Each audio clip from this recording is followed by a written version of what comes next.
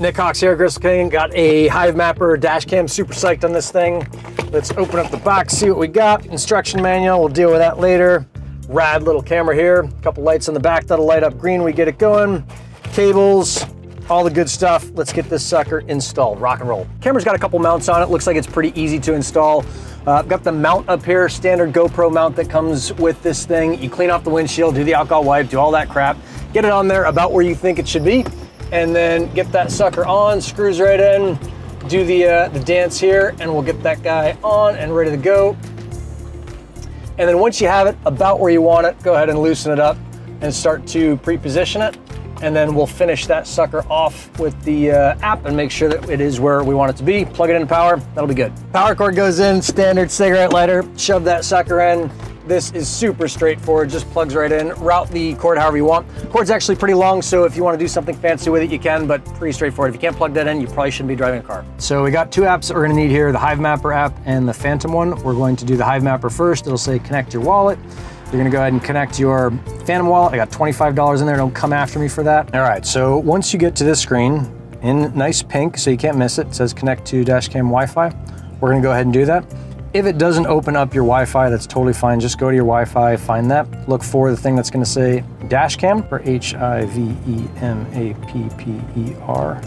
I think that's it. There we go.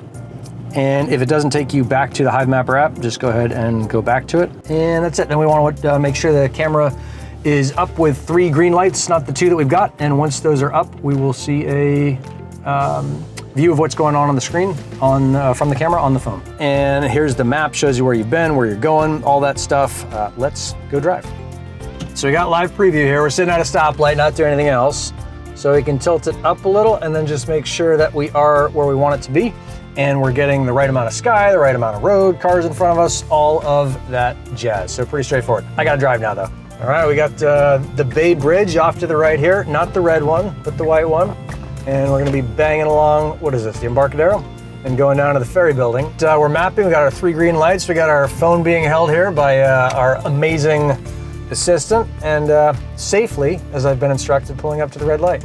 But yeah, we're mapping. Sometimes when you're driving, you will see one of these 3 lights does not light up, and it'll be red. This is your GPS signal, the one in the middle. It just means it lost GPS, and it'll come back. So don't freak out. Make sure you pay attention to the rules of the road, all that stuff.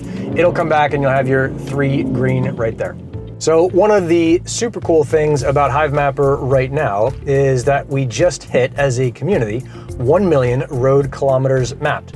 That took about 3 months to do, and that is particularly impressive because there are other large companies, who I may or may not name, that took a couple years to do it. We did it about 8 times as fast, and that is a result of lots of folks getting Hivemapper cameras, just like you, and putting them in there and going out, slapping on your car and mapping out miles. So pretty rad thing, and a cool way to show that as a community we can achieve great things together. MIP2 MIP for Map Improvement Proposal just passed, and that allows, pretty sure I gotta make a right turn somewhere up here.